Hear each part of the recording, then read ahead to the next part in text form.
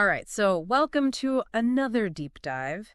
Today we're looking at this really interesting book, The Secrets of the Gods, 22, The Divine Twins, by Claudio Gillian Churku. Okay. And it's all about, like, this idea of divine twins in mythology. You know how they pop up in all these different cultures? Yeah. But here's the thing. We're not just going to rehash the basic familiar stories. Fine. We're going for the juicy stuff. Okay. The stuff the gods were hoping we'd never figure out. The hidden scandal. Exactly. Yeah. So what I found really interesting, and maybe you can kind of expand on this, is how Churku, he really kind of takes this familiar idea of exile, right? Yeah. Like Lucifer getting kicked out of heaven. Right, or the Titans being imprisoned. Exactly. And he's saying, like, that's a big deal for gods to actually exile someone rather than just, like, unmaking them completely. Yeah, I mean, it's the ultimate punishment, isn't it? Like, why not just wipe them from existence if they're so bad? Right. It's like sending someone to prison instead of just, like the death penalty. There's got to be something more to it than just like, oh, you were rebellious.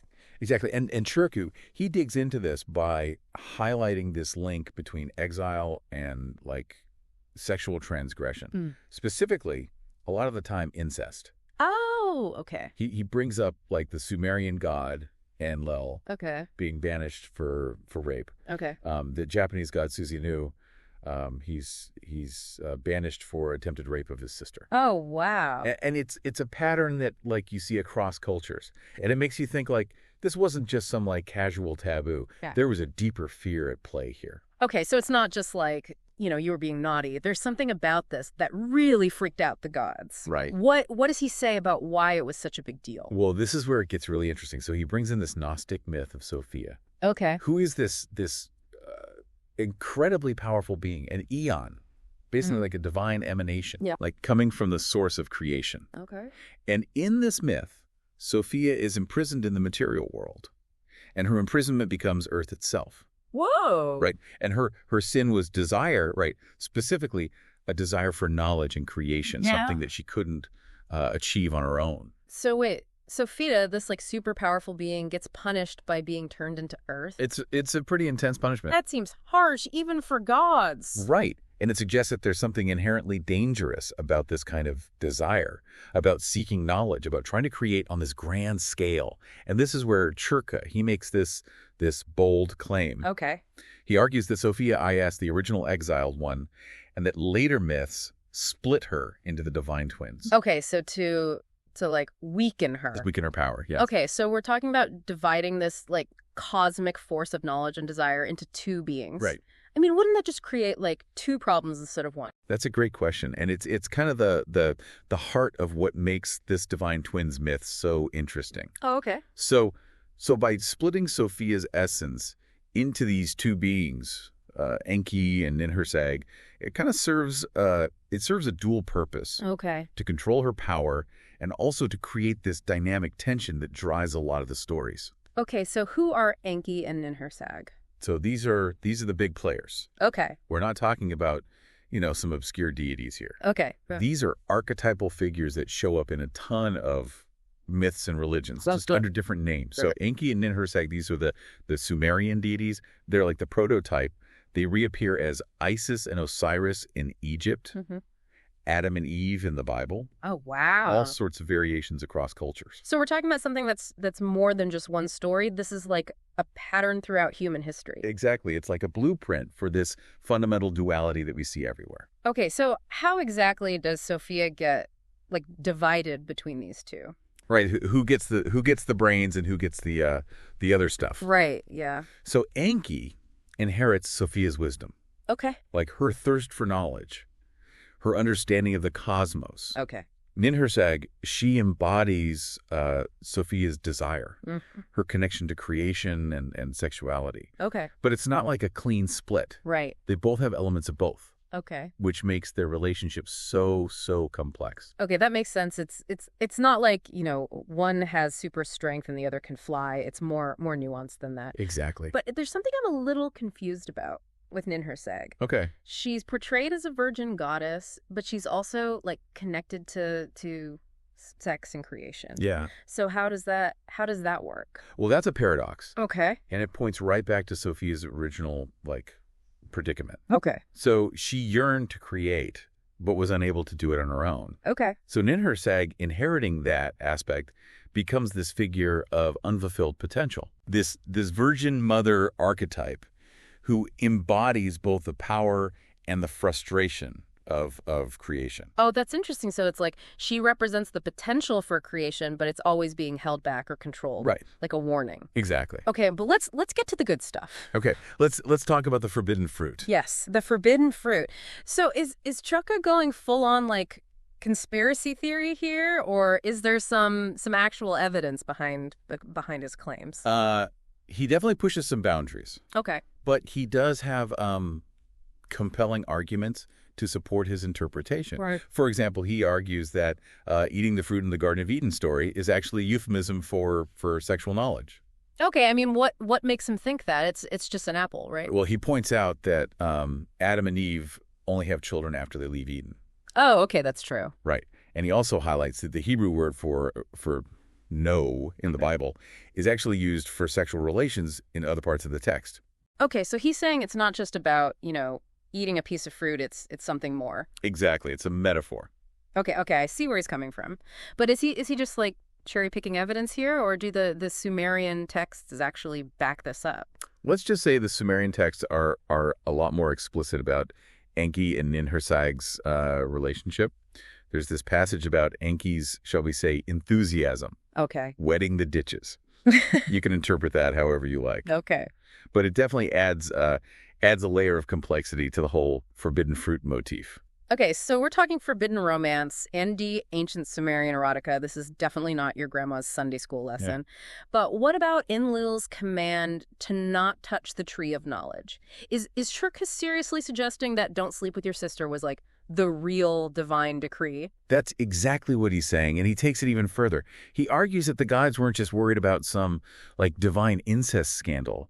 They were terrified of what a child born from ENKI and NINHURSAG would represent. Okay, now that's what I call high-stakes drama. But what exactly were they so afraid of? Was it just a power struggle? Like they were worried this kid would be some kind of super-powered being who'd overthrow them all? It's possible. But I think Churk is hinting at something even deeper, more metaphysical. Okay. Remember, Sophia's imprisonment suggests this delicate cosmic balance that the gods are trying to maintain. Okay. A child of the divine twins inheriting both wisdom and desire could disrupt that balance in ways they couldn't even fathom. Okay, so we're not just talking about a rebellious teenager causing a little trouble. We're talking about a being with the potential to reshape reality itself. But before we go too far down that rabbit hole, let's back up a bit. Why the obsession with twins in the first place? What's so special about this dynamic, even beyond the whole Sophia connection? Well, twins have always held this special significance in mythology, often representing opposing forces, light and dark, good and evil, yet they're inextricably linked. Think of Romulus and Remus, the founders of Rome, or Castor and Pollux. The Gemini twins from Greek mythology. They embody this idea of duality. Okay. Two sides of the same coin. That's a great point. It's like they represent that tension and balance that exists in the universe, the constant interplay between opposing forces. But back to our scandalous Sumerian duo, Churku claims their separation wasn't just about preventing a pregnancy. He says ENKI was actually put on trial. That's right. There's this Sumerian text, Inanna and Ibi, where Inanna, who's often associated with NINHURSAG, is advised to sue someone called the Great Serpent. Wait, a divine lawsuit? Did they have celestial lawyers back then, too? What were the charges? Indecent exposure in the Garden of Eden? Well, we don't have details on the legal proceedings. Yeah. But the text does describe a trial before the Council of the Gods. And guess who the Great Serpent turns out to be? ENKI, right. I mean, given his connection to wisdom and secrets, the serpent imagery kind of makes sense. So what was the verdict? Did the gods sentence him to community service on Earth? Think more along the lines of cosmic solitary confinement. ENKI is ultimately banished to the underworld. Oh, okay. Which in many ancient cultures was seen as a place of punishment and imprisonment. Okay, that's harsh. But here's something else that's been bugging me. How old was ENKI when all this went down? I keep picturing a rebellious teenager, sneaking forbidden fruit with his sister. Interestingly, some Egyptian texts suggest that Osiris, often seen as Enki's Egyptian counterpart, was either 28 years old when he reigned or when he died.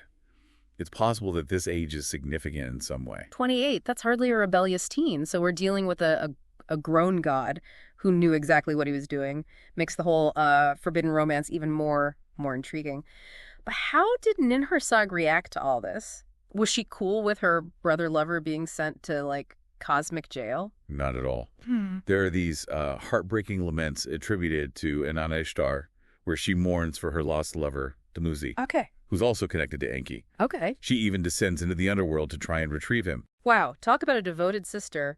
But wait, if she went to the underworld, did she get trapped there too? There are hints that she did.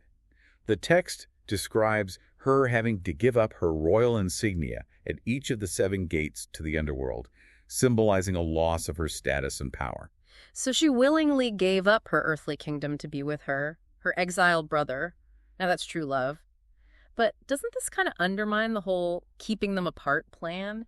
If they're reunited in the underworld, can't they just, continue the forbidden romance? That's where things get really interesting. Remember, the gods were terrified of a child being born. Right. What if that fear wasn't just about a physical offspring, but about something more powerful, something born of their combined essence in the underworld? Whoa. Are we talking about a metaphysical love child, some kind of cosmic being of pure wisdom and desire? It's a possibility that Cherokee only hints at, but it makes you reconsider the whole purpose of the Divine Twins myth. Perhaps their separation and reunion wasn't about preventing a physical birth, but about orchestrating a cosmic event, something that could only happen in the underworld.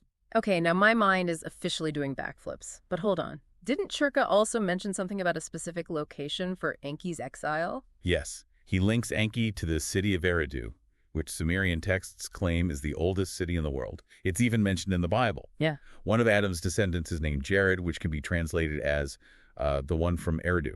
So are we saying the Garden of Eden was actually Eridu, like a real physical location in ancient Sumer? It's a bold claim, and one that requires more exploration. But it does raise the question, how much of these ancient myths are symbolic, and how much might be based on real historical events and locations? Now we're really diving deep. But before we get lost in ancient Sumerian geography, let's go back to that terrifying child the gods were so worried about. Did this cosmic love child actually, happen? That's the million-dollar question, isn't it?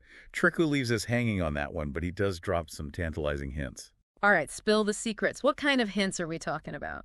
He mentions that despite their separation, Enki and NINHURSAG did eventually become parents, much to the despair of the celestial gods. And he urges us to look into other myths about the children of the divine twins. There's a whole other layer to this story waiting to be uncovered. Okay, so just to recap for a sec, we've got exiled gods, forbidden romance, a cosmic trial, and the potential birth of, this being so powerful it could, shake the foundations of the universe. I mean, where do we even go from here? What I find so captivating about all this is how this story, it really speaks to, our own human anxieties. Right. About knowledge, about desire, about the consequences of pushing boundaries. It's funny. We always frame these myths as stories about the gods, but maybe they're really just reflections of our own deepest fears and desires. Exactly. Take Sophia's yearning for knowledge. Right. Something we all experience. Yeah. That drive to understand the world, even if it means questioning authority, challenging the status quo. And then there's the the forbidden love aspect, right? Who hasn't been drawn to something they know they shouldn't have?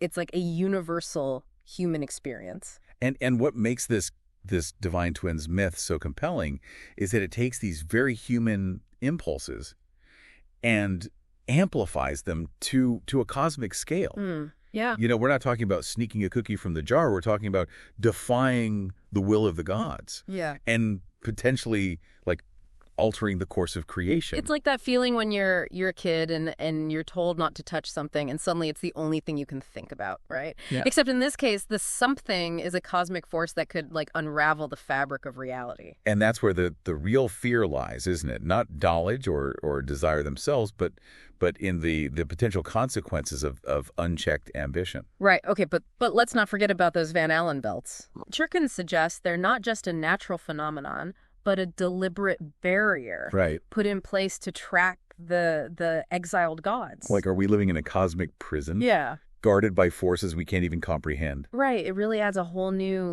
layer of intrigue to space exploration. I mean, imagine the possibilities. What if those cherubim guarding Eden weren't angels, but like advanced alien tech keeping us contained? It's a question that blurs the lines between mythology and science fiction. Yeah. But maybe those lines were always blurred. Right. Maybe our ancestors were just trying to express concepts they didn't fully understand, using the language of myth and metaphor. This deep dive has been incredible. We've gone from ancient Sumerian texts to cosmic conspiracies, and I don't know about you, but I'm definitely feeling inspired to do some more research into these children of the divine twins. Well, before you do that, I have one final thought-provoking question for you and for our listeners. If the gods were so terrified of a child born from this union, what might that child have been capable of? What threat did it pose to the cosmic order? That's a question worth pondering, isn't it? Maybe the real story of the divine twins isn't about punishment or exile, but about the potential for something truly extraordinary. Right. Something the gods themselves feared. And perhaps, just perhaps, that potential still exists, waiting to be unlocked. This has been one wild ride, and I don't know about you, but I'm feeling a serious need to go stare at the stars for a while and ponder the mysteries of the universe. Until next time, keep exploring, keep questioning, and never stop diving deep into the fascinating world of mythology.